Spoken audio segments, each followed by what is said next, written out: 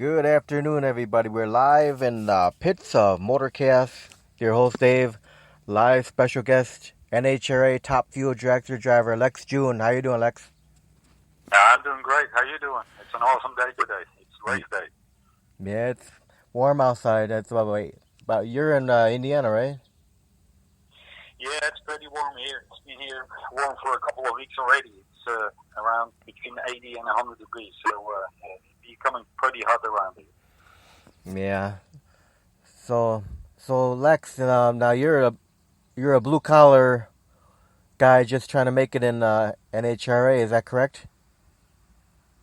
Yeah, I'm a hardworking working guy who basically is living his dream. And so a lot of you know my wife and I moved from Europe 2013 to the USA to become full-time racers here in NHLA drag racing. That's what we always wanted to do and are working on right now.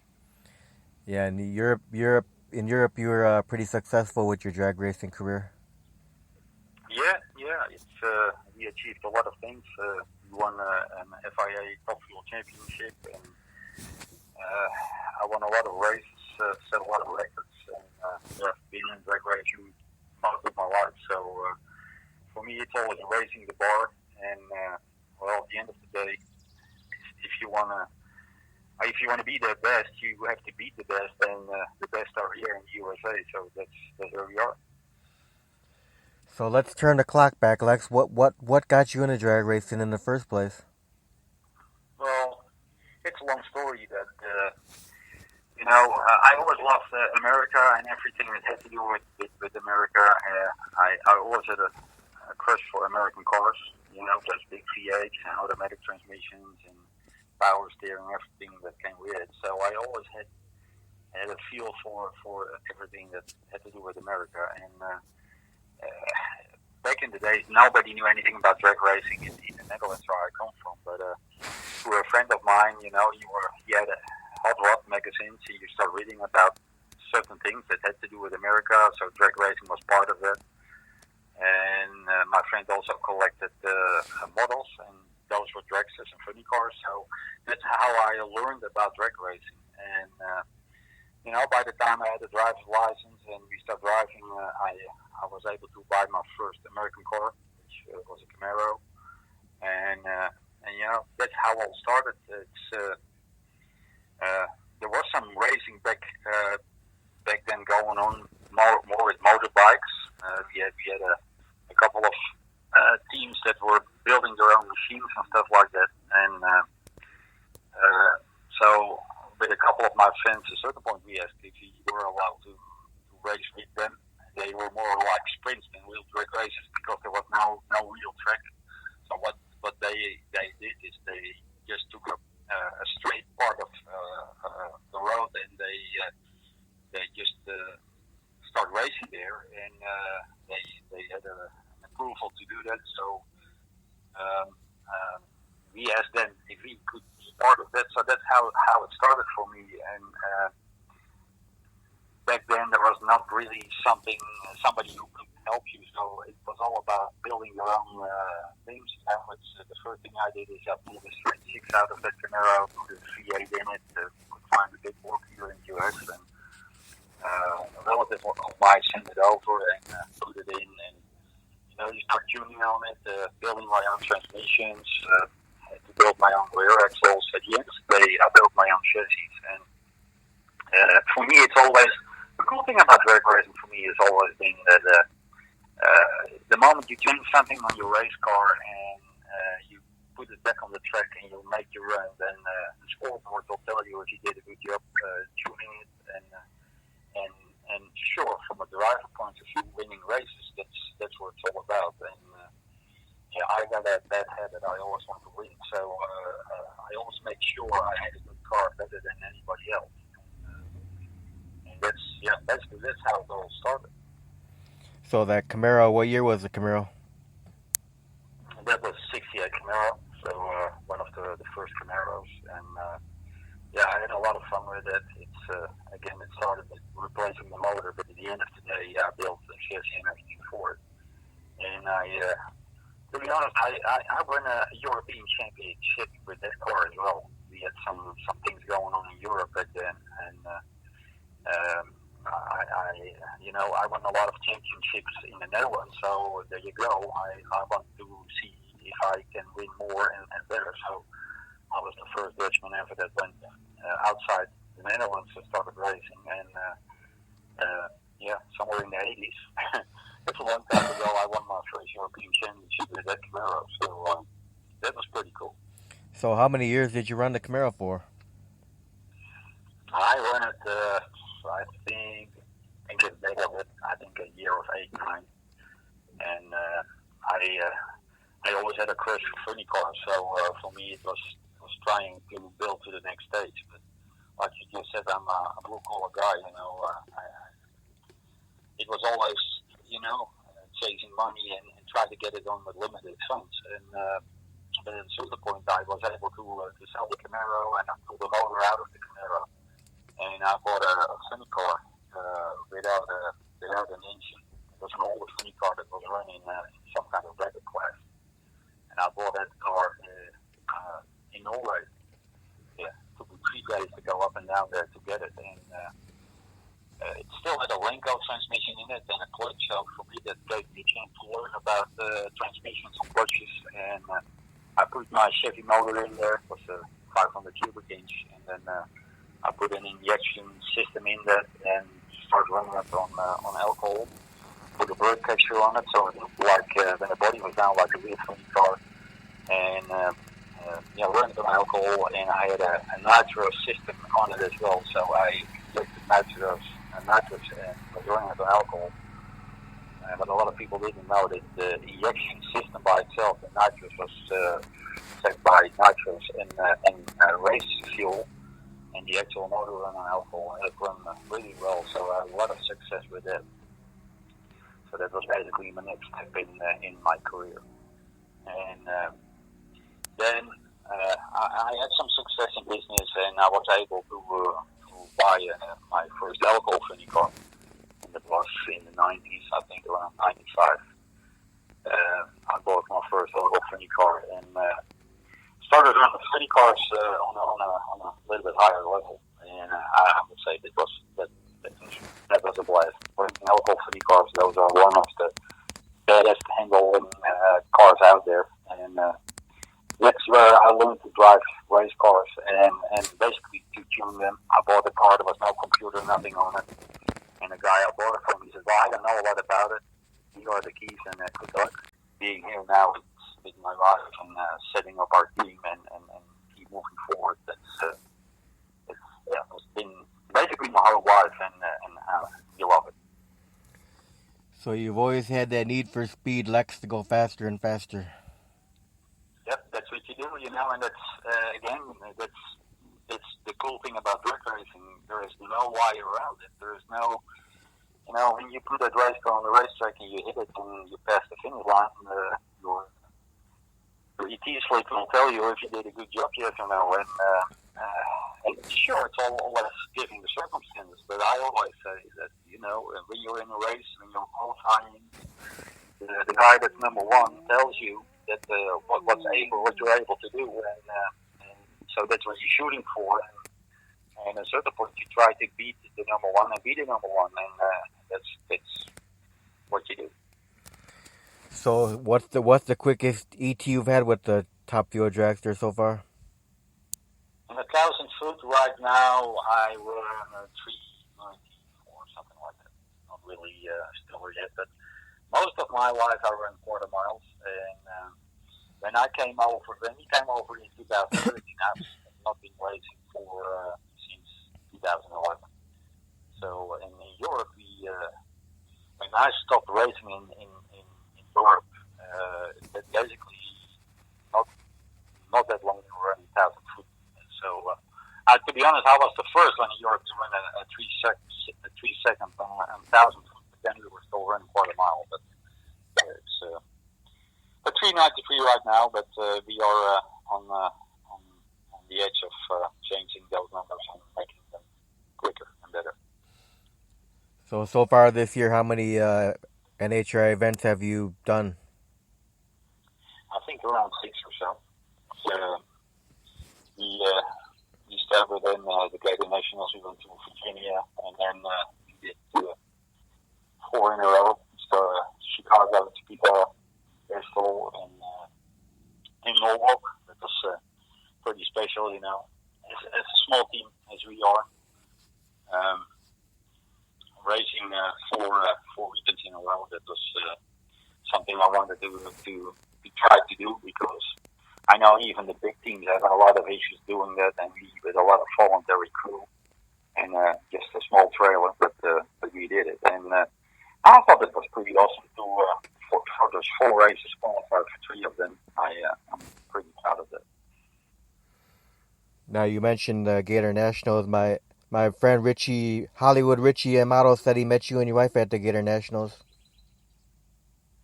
Sorry, what do you want to say? I said you had mentioned that you ran the Gator Nationals this year, and my friend Richie, you know, Hollywood Richie Amato. Oh yeah, Yeah, he said he met you and your wife at the Gator Nationals this year. Yeah, it's pretty cool. Yeah, there were some pictures out there on Facebook as well. Yeah, he told me I should mention it on the interview, so because you guys became good. You guys are good friends now after the meeting. Yeah, we spent some time, and it was pretty cool. And I think we also met in Chicago again. If I remember right, there was so much racing going on at a certain point. You are living from one race to the other. But yeah, so looking forward to meet him again. Cool guy. Now, how many more events do you have planned to run for the rest of the year? Well, right now, the next one we're going to do on our schedule is Brainer in a couple of weeks. And for me, it's more or less to see, because we bought a lot of new parts. We are changing the whole thing around to be competitive for the US Nationals, because that will be the next one. And the plan is to qualify for the Nationals and go around. And, at the end of the day, if you're in it, you can win it. So, the first thing we're going to do is Brainerd, then we will be at the US Nationals, the next drag race in the world. That's really awesome. That's such a blast. And then the plan is to go to Reading, Pennsylvania, and St. Louis. Maybe go to Dallas. Let's see if we can find the funding for that. Charlotte is on the schedule as well, and then depending on what happens, I would love to go to Vegas and Pomona again, because those are really the tracks that I have my most memories here in the US. But so we got some things planning to do, and looking forward to go out there. So now, do you have any sponsors? Well, basically, we got a sponsor for our oil products. So KLM from Europe is helping us get the oil supply. And cool to mention what just broke. And I put it on Facebook already. I got something awesome to tell you guys, that strutmasters.com joined us as an associated sponsor for the rest of this season. So I'm really pumped about that. I talked to Chip Lofton, the owner, a couple of times. He asked me, "Hey guys, can you need some help?" I said, "Hey, So it's really awesome to announce that they're gonna help us, and we for sure gonna help strutmasters.com to get their name out there. Because being an automotive guy, I know they sell a lot of products for shocks and struts and replacement parts that can help a lot of people. So this is not only about strutmasters.com, but also about our fans that can be helped in a great way with really good products. But I'm pretty excited to announce we have them on board, and they're going to help us to make it through the rest of the year. So looking forward to this as a phase. Okay, Lex. Now, who are all your crew members that keep this dragster running? Well, most of them are voluntary crew. A lot of teams are struggling to find money and sponsorship. So for me, it's really important to put a program in place where you can. In your early days, were there any drag racers that were inspirational to you or heroes to you?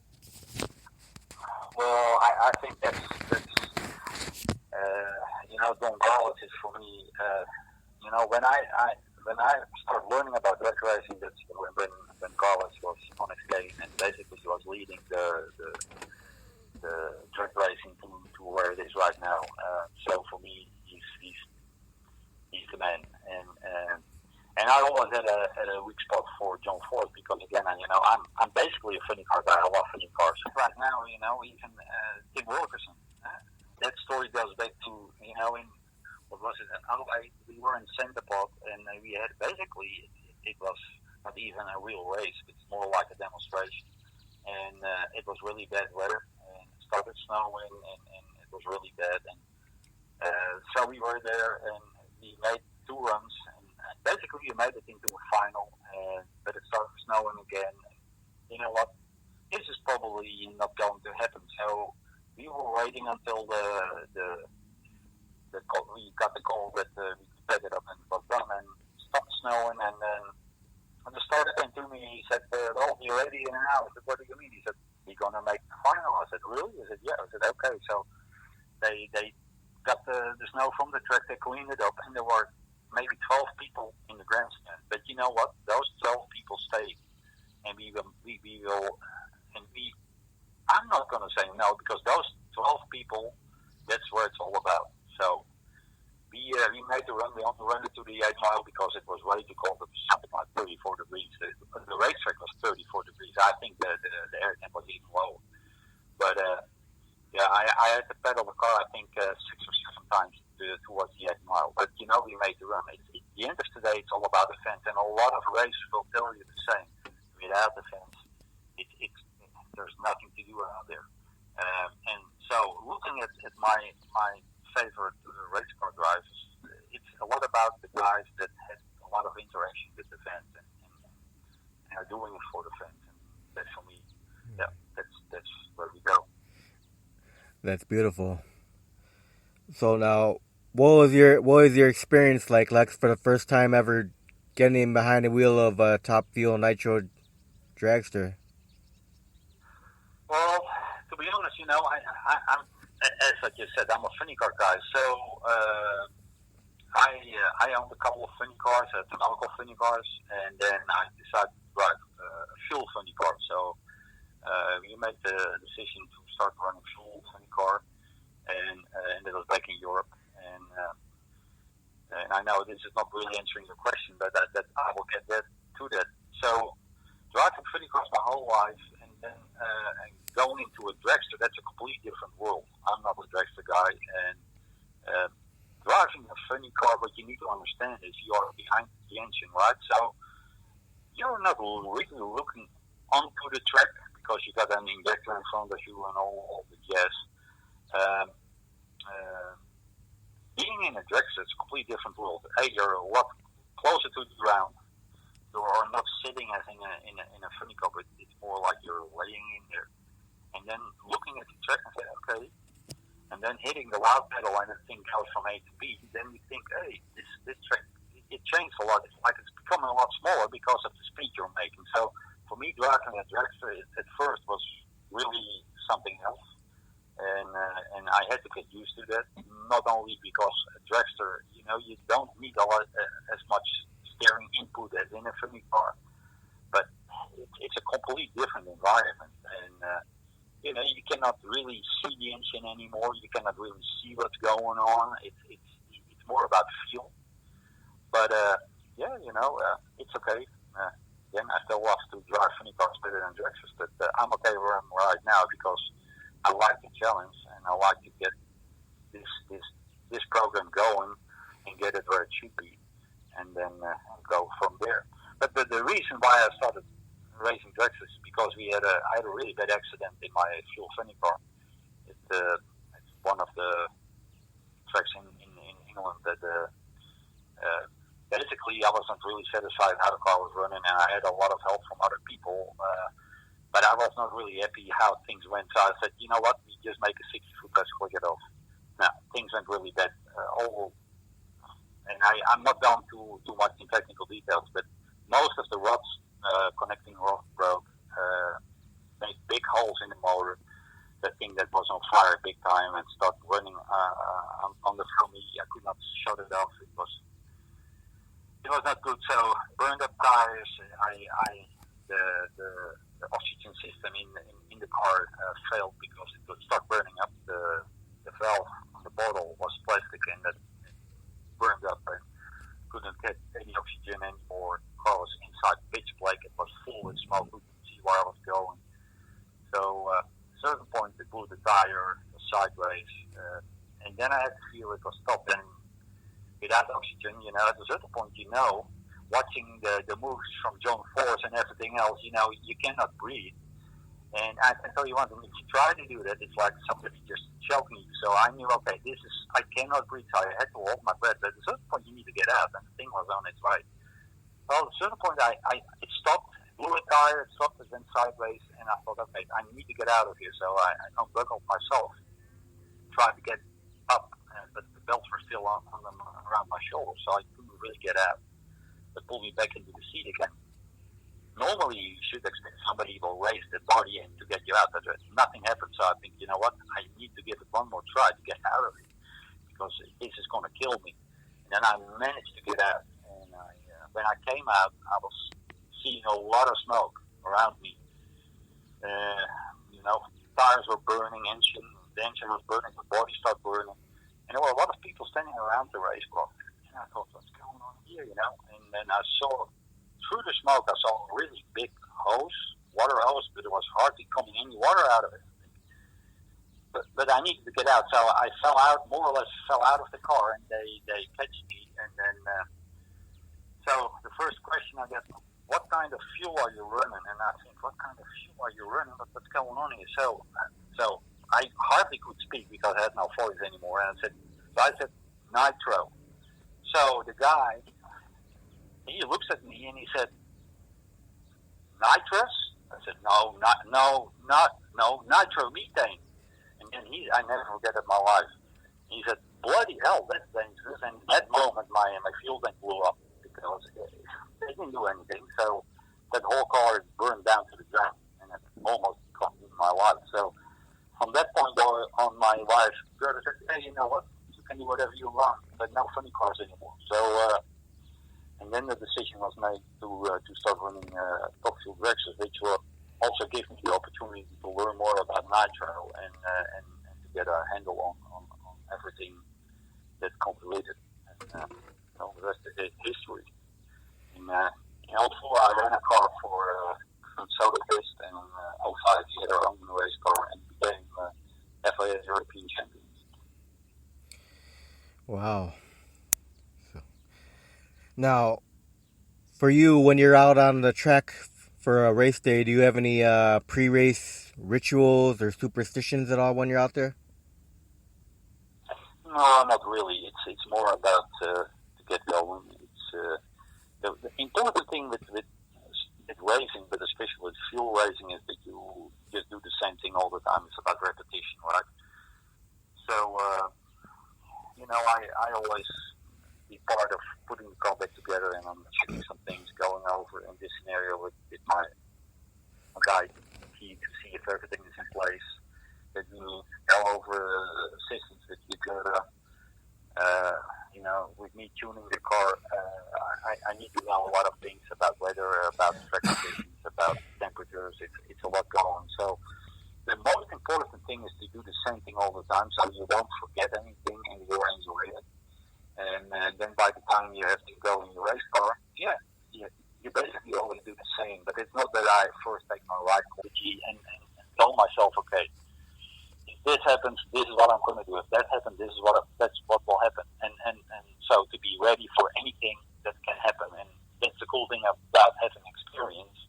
Then a lot of times you already can make a script for yourself, So what happened in Bristol and winning my first NHRA round, that was really awesome. But going in there, prepare yourself. Okay, we got a chance here. That's something you know already because you know who you're running against. Now, Again, when you're in it, you can win it. So no matter who you run, you always have a chance. Even if you're number 60, it doesn't matter. You have to go for it. Never pull a red light.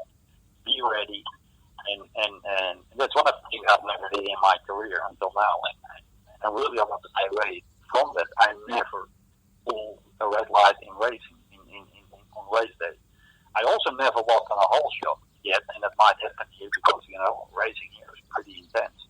But those things you want to avoid. So it's all about strategy and being ready. This is what we're going to do. Are we going to deep stage? Are we going to shallow stage? It's all in there.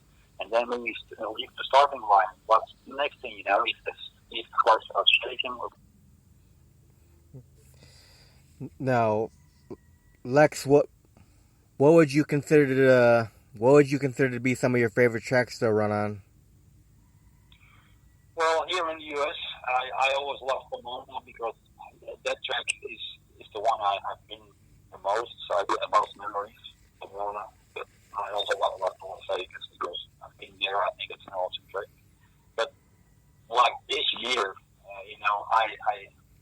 I told my wife, whatever we go into, I want to go to Bristol because that's something I want to see and I want to live through because I think that's an awesome trip.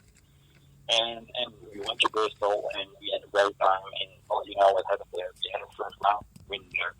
So I don't know. There are so many awesome tracks here in the U.S. That's and I've still not been to all of them. Going back to Europe, I had a lot of fun at the Hockenheim track. I've been there a lot of times in Germany.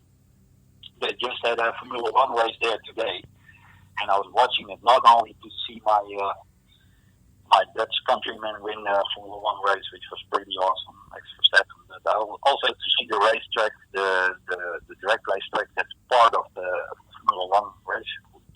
I think that's an awesome track. But also Santa Pot. Santa Pot was more or less my home track. We went there so many times, when a lot of races, awesome fans. So it's really hard to say there is a track that, but I think at the end of the day in Europe, it probably will be Hockenheim, and here I still need to see which one it is. But I got some favorites. Yeah, that's for sure. So a track like Santa Pod, that's a good track. Yeah, it's it's one of the oldest tracks in Europe, and recently they changed the track layout. They changed it from an asphalt track to a concrete track, which I thought was pretty cool because it's a big investment. But at the end of the day, that if you want to keep up with nowadays drag racing as an owner of a track, you need to step up and make it a concrete track, which they did. So, but there's a lot of history there. It's most Santa Pod is you can almost it's almost the same like racing here at Lucas Oil Road here in Indy, which I didn't really mention yet. That was another cool thing, to be able to race here at the U.S. Nationals. Wow, that's awesome. It's those things that go through your mind then. And you pull up to the staging late Friday evening. Those things I will never forget in my life. And it's the same with the book, there's so much memory, there's so much history that it's pretty cool. So now, Lex, what would you consider to be the milestones of your racing career? Well, that's a good question. For sure, among the first Dutchman ever to win an FIA championship in whatever, and in this scenario, in Top Fuel, Dragster racing was pretty cool. Being in Monaco to be rewarded for that privilege, everybody else is racing in FIA championship, which is also Formula One. We were there with Fernando Alonso and Schumacher and a lot of other people that are rewarded every year. So being in Monaco, winning a championship from the caliber was pretty cool. But also, setting records. I set records that will never be broken again because that quarter mile records or records on tracks that are not in operation anymore. But also winning my first, and I know it sounds a little bit, but winning my first and only Wally here in Las Vegas as the big crew that's something I will never forget because I thought that was really awesome. So, there are a lot of things out there that I already achieved that I'm pretty proud of. Uh, Being the first Dutchman ever to race here in the USA, being the first one to win a round, and that's another thing. I'm not there yet. This is just the beginning, and I'm looking forward to a lot more years of racing. At the end of the day, maybe you run another car with it and giving other people a chance to live in their dream. It's all out there, but we achieved a lot. I think the list is really long, but living your dream. All right, now I'm gonna ask you a few fun questions here. So, outside of drag racing, do you have any other hobbies, Lex? Uh, Not really, because the type of drag racing we do, it's really time consuming. So we really live drag racing nowadays. But yeah, sure, I love to ride horses.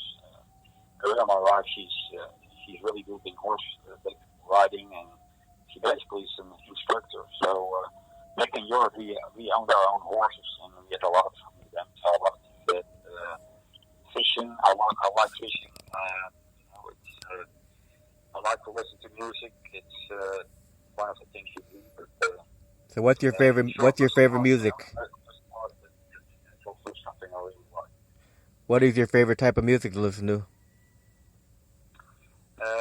I don't really have one type of music, but living here in the US, I really love to listen to country. That's something we don't have in Europe, but country music I like. I like old style rock and roll. Something I listen to a lot. It's the type of things that keep me going. Classic rock. Do you have a greatest competitor in top fuel dragster racing? Not really. It's there are always people that can do the job, and so whenever I have to race, then you look at them and say, okay. But to be honest, yeah, I'm a little bit different. I think I admire people that have their own race car, drive their own race car, have their own team. These are the people I admire because I know that's a big deal, and racing against other drivers, that's what you do. But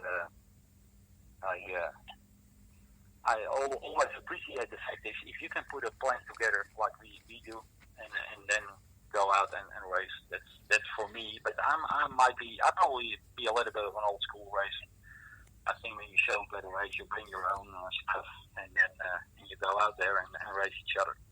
And nowadays, with everything changing, a lot of money going into the sport, that's not what it is about. Most race car drivers out there don't own their race cars.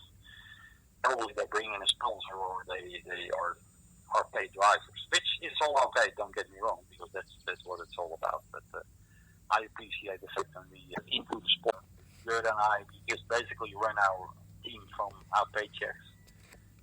Bigger achievement with just a couple of guys, in our team. Those type of achievements that are on top of my list. And sure, there are a lot of other things to talk about, but then we probably need a couple of hours more. But yeah, the graceful event and everything that came with it, that was, and social media, people keep talking about it. And that really gives us a lot of energy to keep going. And what we just did, we are investing right now in a lot of new parts, updated parts. We even got some help from Leslie, and she did not want me to do this, but yeah, she's going through all of this with me, and I know she has a blast as well. But she's putting 50, 60 hours a week in her paycheck to keep going on this, and I think without her it should not have been possible.